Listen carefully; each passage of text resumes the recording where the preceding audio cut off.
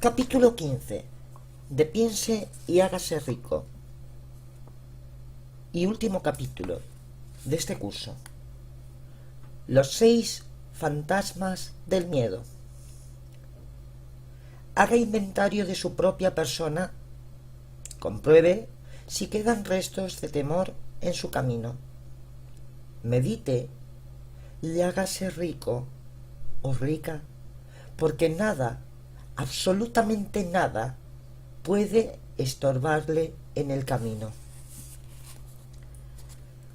Antes de que pueda usted dedicar parte de esta filosofía a un empleo satisfactorio, su mente debe estar preparada para recibirla.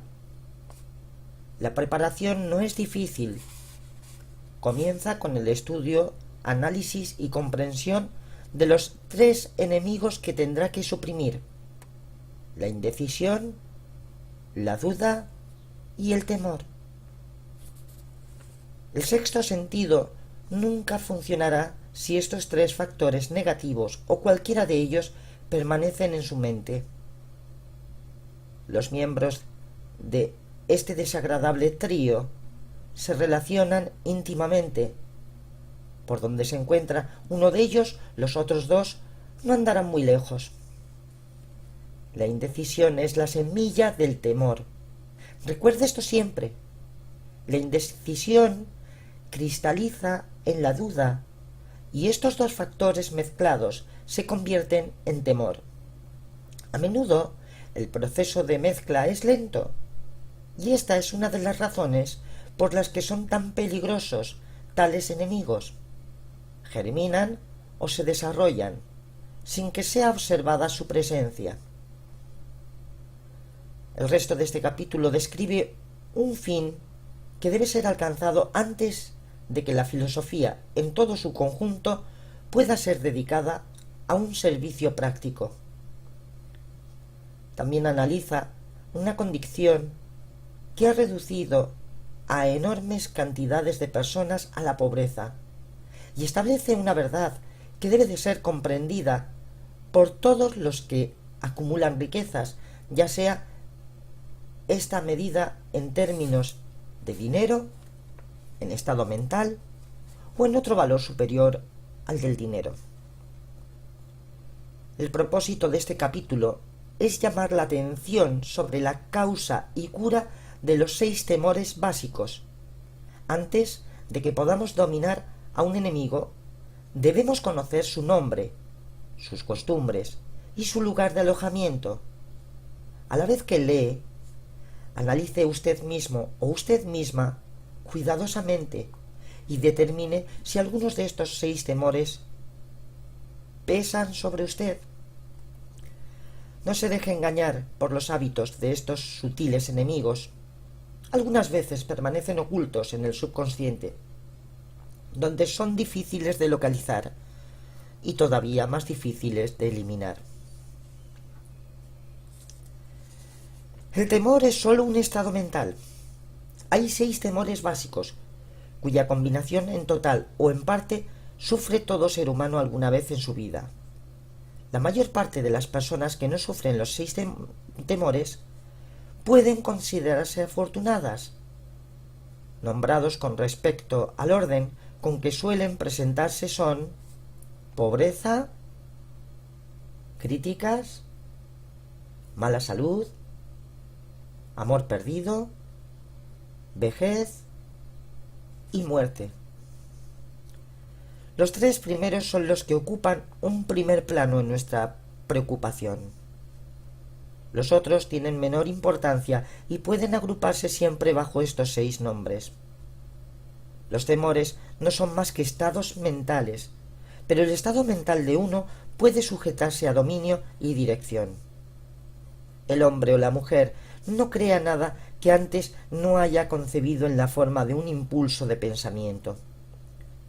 Siguiendo a esta exposición, llega otra que tiene aún mayor importancia: que los impulsos del pensamiento del hombre y la mujer comienzan inmediatamente a transformarse en su equivalente físico, ya sean o no voluntarios, tales pensamientos. Los impulsos del pensamiento que se recogen por mera casualidad, pensamientos que han sido liberados por otras mentes, pueden determinar las finanzas de uno o de una, los negocios, la profesión o el destino social con tanta seguridad como lo hacen los impulsos del pensamiento que uno o una crea con intención deliberada. Y aquí estamos ahora colocando los cimientos a la presentación de un hecho de gran importancia para la persona que no entiende por qué algunos seres humanos parecen tener suerte, mientras que otros y otras, de igual o parecida capacidad, formación y experiencia, parecen destinados a estar luchando eternamente contra la desgracia. Este hecho puede explicarse mediante la declaración de que todo ser humano posee capacidad para dominar completamente su propia mente, y con este dominio, evidentemente, toda persona puede abrir su mente a los impulsos del pensamiento que liberan a otras personas a cerrar las puertas herméticamente y admitir únicamente impulsos del pensamiento de su propia elección. La naturaleza ha dotado al hombre y a la mujer de un absoluto dominio sobre casi todas las cosas menos una, y esta es el pensamiento. Este hecho, añadido a que todo cuanto crea el hombre o la mujer comienza en la forma de un pensamiento, le conduce a uno o a una muy cerca del principio mediante el cual el temor puede dominarse. Si es cierto que todo pensamiento tiende a envolverse a sí mismo en su equivalente físico, es igualmente cierto que los impulsos del pensamiento de temor y pobreza no pueden traducirse en términos de valor y ganancias financieras.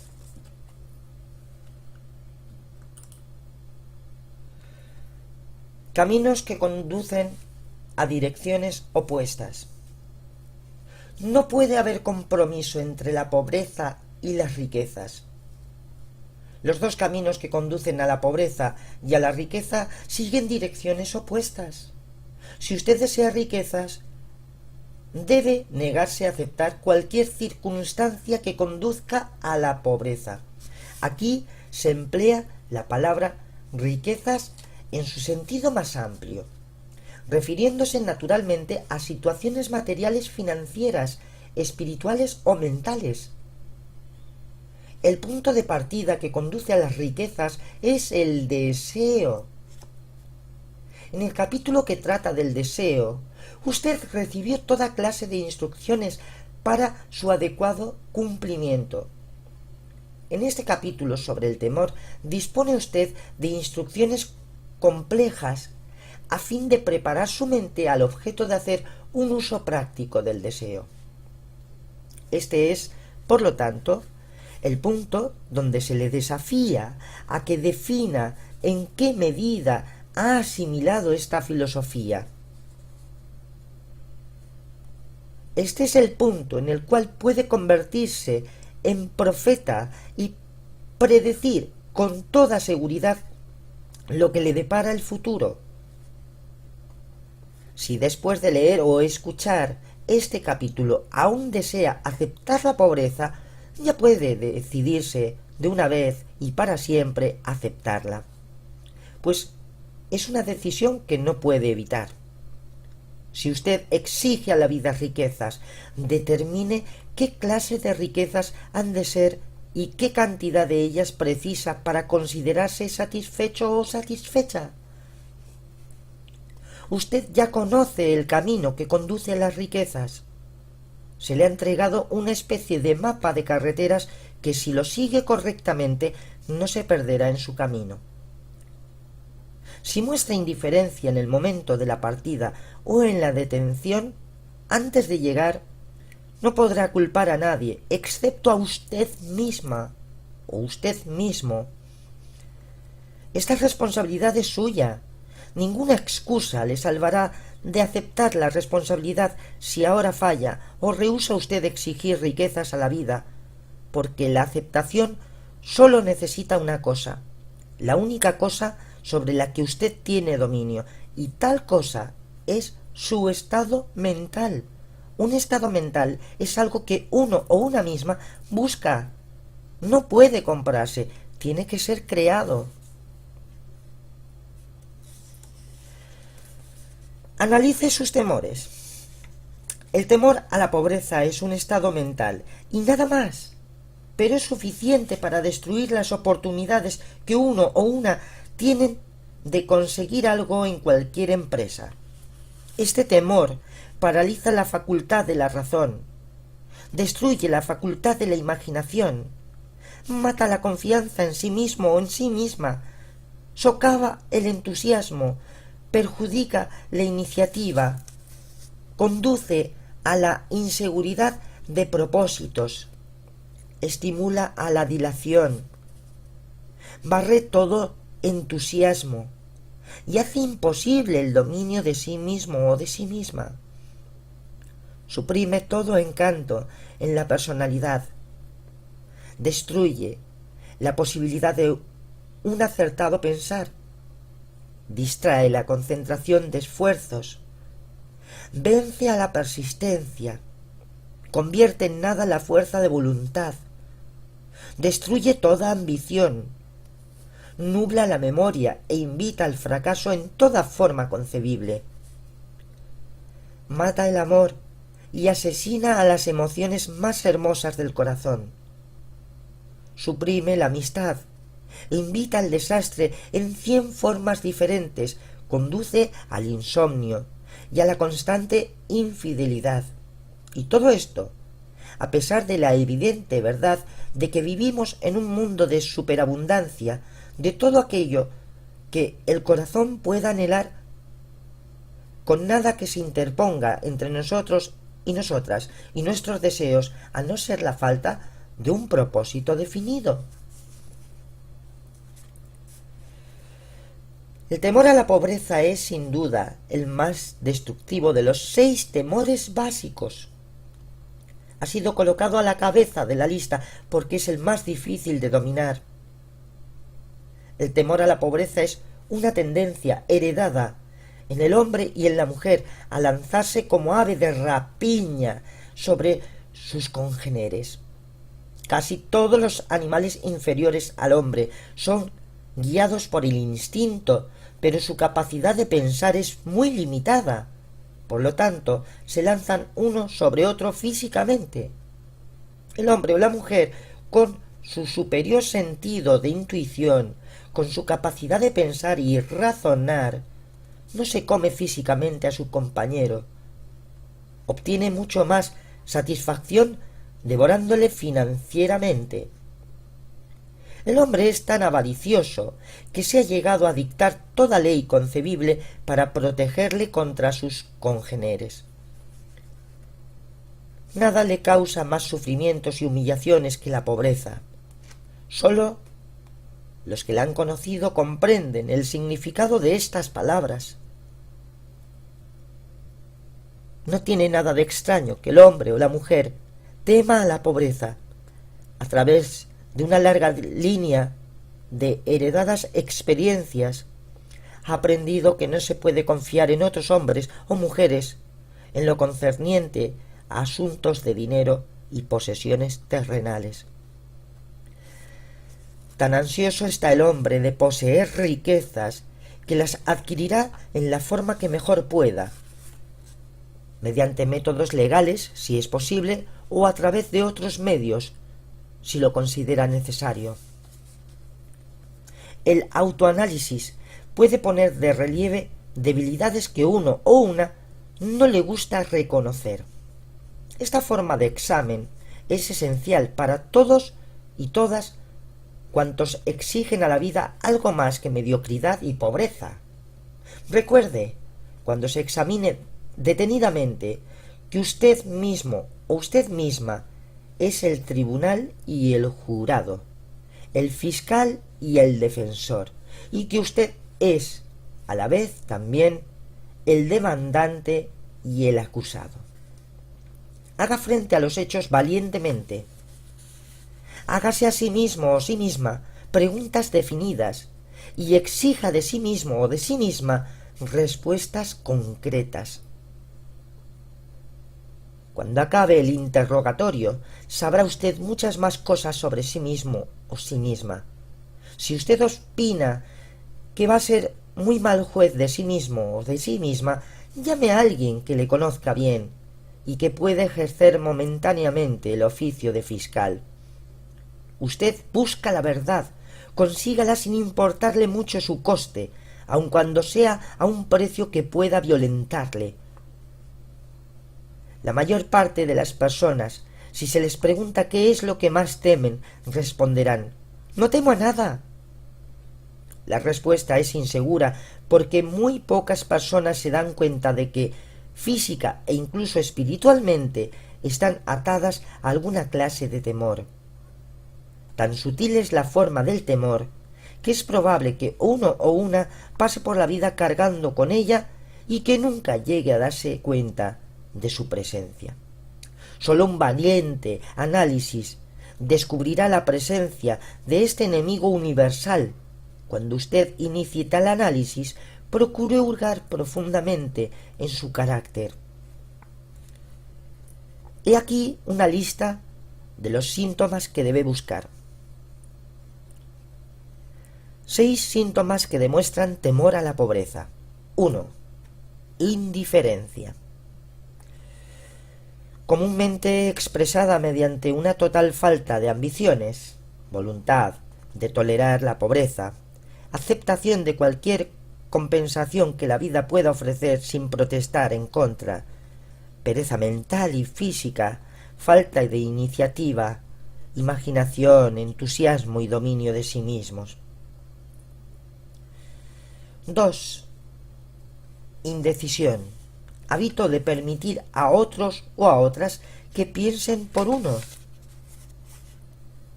3. Dudas.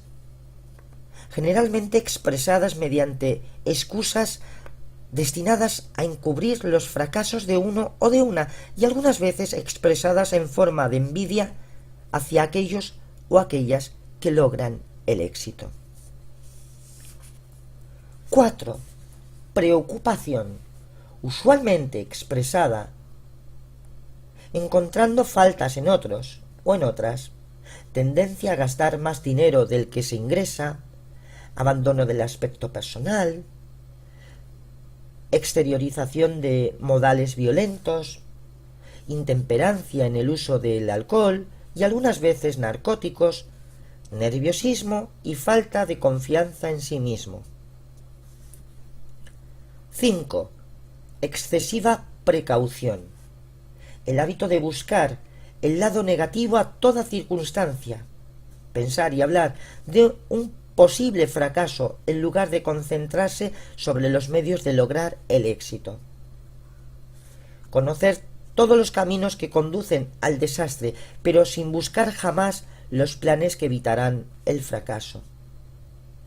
Esperar el verdadero momento a fin de empezar a llevar a la práctica planes e ideas que tal espera se convierte en hábito.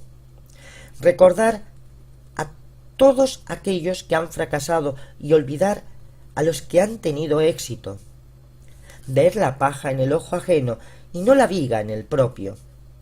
Pesimismo, conducente a la indigestión pobre, eliminación, autointoxicación, mala respiración y mal estado de ánimo.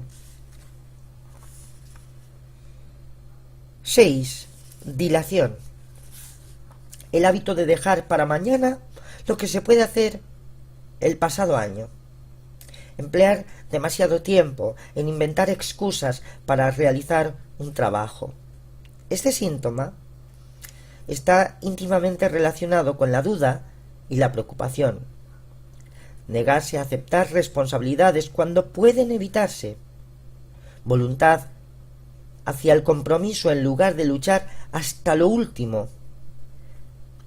aceptar las dificultades en lugar de encauzarlas y usarlas como escalones para el progreso, cambalachear con la vida por un penique en lugar de exigir prosperidad, opulencia, riquezas y felicidad, proyectar qué hacer cuando se está vencido o vencida por el fracaso, en lugar de quemar todas las naves y hacer que la retirada sea imposible. Debilidad y a menudo total falta de confianza en sí mismo o en sí misma. Carencia de propósitos definidos, de autocontrol, de iniciativa, de entusiasmo, de ambición, esperar la pobreza en lugar de exigir la riqueza. Asociación con aquellos y aquellas que aceptan la pobreza en lugar de buscar la compañía de los que exigen y reciben riquezas.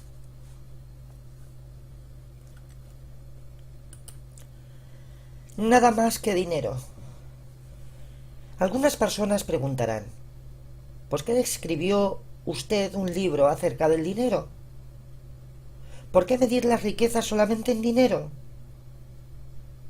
Y algunas personas creerán, con toda la razón del mundo, que hay otras formas de riqueza más deseables que el dinero. Sí, hay riquezas que no pueden medirse en dólares, pero hay millones de personas que dirán: dame todo el dinero que necesito y ya encontraré lo que deseo. La razón principal que me movió a escribir este libro acerca de cómo obtener dinero fue que existen millones de hombres y mujeres que están paralizados ante el temor a la pobreza. Lo que esta clase de temor produce en uno o en una fue bien descrito por Westbrook Perler, que dijo: solamente discos de metal o trozos de papel, eso es el dinero. Y hay tesoros del corazón y del alma que éste no pueden comprar. Pero la mayoría de la gente, al estar derrotada, es incapaz de retener esto en la mente y sostener su espíritu. Cuando un hombre o una mujer está derrotado y se encuentra en la calle, incapaz de conseguir un empleo, algo ocurre a su espíritu que puede observarse en la caída de sus hombros, en la colocación de su sombrero, en la forma de andar y en su mirada. No puede huir del sentimiento de inferioridad entre unas personas que disfrutan de regular empleo, incluso aún cuando sabe que no son iguales a él, ni en carácter, ni en inteligencia, ni en capacidad. Estas personas, incluso sus amigos, sienten, por otra parte, cierto complejo de superioridad y le consideran quizás inconscientemente como un caso perdido. Puede pedir dinero prestado, pero no lo suficiente como para vivir en su forma acostumbrada, y además no puede seguir haciéndolo durante mucho tiempo. Pero aun el hecho de pedir prestado, aunque sea para vivir, de por sí es un hecho deprimente. Es una experiencia humillante, porque ese dinero carece del poder de hacer revivir su espíritu. Desde luego, nada de esto se refiere a los habituales granujas o vagos de profesión, sino a hombres y mujeres con ambiciones normales y que se respeten a sí mismos o a sí mismas. Las mujeres en el mismo caso deben de ser diferentes. No se las ve en las calles, porque no se las puede reconocer bajo los mismos signos que acusan al hombre, derrotado, entre una multitud de gente.